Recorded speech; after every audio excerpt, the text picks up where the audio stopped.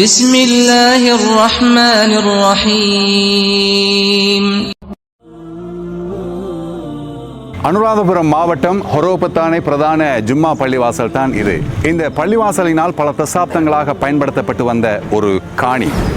24 வருடம் வழக்கு. இறுதியில் அந்த காணி சகோதர இனத்தைச் சேர்ந்த ஒரு சகோதரிக்கு செல்ல வேண்டும் என்று தீர்ப்பு. மீண்டும் இந்த காணியை கொள்வனவு செய்ய வேண்டுமே என்று நிர்வாக சபை பேச்சுவார்த்தை. ஆனால் ஒரு நிபந்தனை, எதிர்வரும் ஏப்ரல் 10ஆம் தேதிக்கு முன்னர் அந்த காணியை கொள்வனவு செய்தாக வேண்டும். அதற்கு 2,85,00,000 ரூபாய் தேவை. கிராம மக்கள் எல்லோரும் சேர்ந்து 1 கோடி ரூபாவை சேர்த்திருக்கின்றார்கள். இன்னும் 1,85,00,000 ரூபாய் தேவை. ஏப்ரல் 10ஆம் தேதிக்கு முன்னர் அந்த காணியை கொள்வனவு செய்யவில்லை என்றால் என்ன நடக்கும்? ஹொரோபத்தான பிரதேசம் அனுராதபுரம் மாவட்டத்தில் முஸ்லீம்கள் 30% வாழுகின்ற ஒரு முக்கியமான பிரதேசமாகும். இங்கு இருக்கின்ற பள்ளிவாயல் நகரத்தில் அமைந்திருப்பதனால் வடக்கு கிழக்கு கொழும்பு போன்ற பகுதிகளுக்கு கல்வி கற்க செல்லுகின்ற மாணவிகள், குறிப்பாக உலமாக்கள், மதரசா மாணவர்கள் அனைவரும் இந்த பள்ளிவாயலை பயன்படுத்தித்தான் அவர்களது மதரசாக்களுக்கு செல்லுவது வழக்கம்.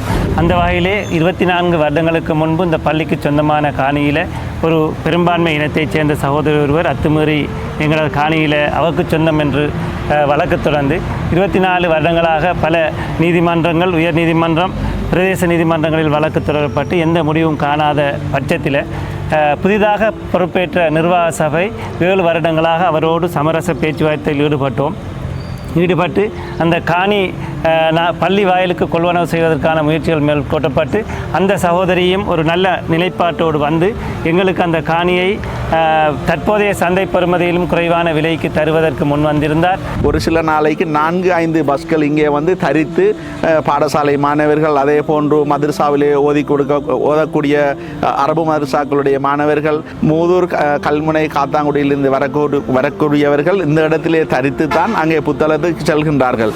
இந்த சுமாராக இந்த டவுனை சுற்றி 23 முஸ்லீம் கிராமங்கள் இருக்கின்றன. அந்த 23 முஸ்லீம் கிராமத்திலும் உள்ள சகோதரர்கள் இந்த பள்ளி வாயிலுக்கு வருவதன் மூலமாக பெரிய ஒரு தேவை இருக்கின்றது. ஏற்கனவே 5 கோடி கேட்டு, 4 கோடி கேட்டு, 3 கோடி கேட்டு, கடைசியில் 2,85,00,000 ரூபாய் பணம் வேணுமென்ற அடிப்படையில் ஒரு சமான பேச்சுவார்த்தைக்கு வந்தோம். இருந்தும் வழக்கில் 1வது தடவை 2வது தடவை சமான பேச்சுவார்த்தை வந்தும் இந்த பணத்தை எப்படி கட்டு என்று சொல்லியும் பேசப்பட்டுச்சு. ஆகவே அல்லாஹ்வின் மாளிகையில் ஒரு சதகத்துல் ஜாரியா என்ற அடிப்படையில் சமகாலத்தில் உள்ளவர்களால் ஒரு அடி நிலத்தையினும் வக்குப் செய்யக்கூடிய மாதிரியான ஒரு அமைப்பை கொண்ட ஒரு திட்டமாக இதை நாங்கள் முன்மொழிந்திருக்கின்றோம். இப்போ அறுவடை காலம் என்றபடியால் இங்கு இருந்து நெல் போன்ற அறுவடை செய்கின்ற காலம்.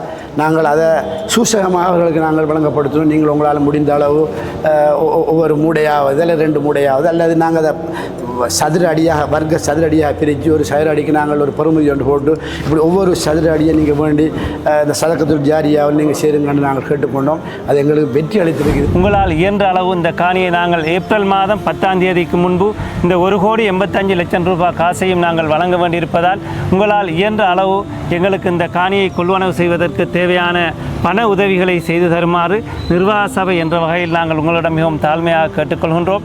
இந்த காணியை பாதுகாக்க வேண்டியது இந்த நாட்டில் வாழுகின்ற அனைத்து முஸ்லீம்களதும் பொறுப்பாகும் என்ற வகையிலும் நீங்கள் அனைவரும் எங்களுடைய இந்த முயற்சிக்கு ஒத்துழைப்பீர்கள் என்றும் உதவி வழங்குவீர்கள் என்றும் எதிர்பார்க்கின்றோம்.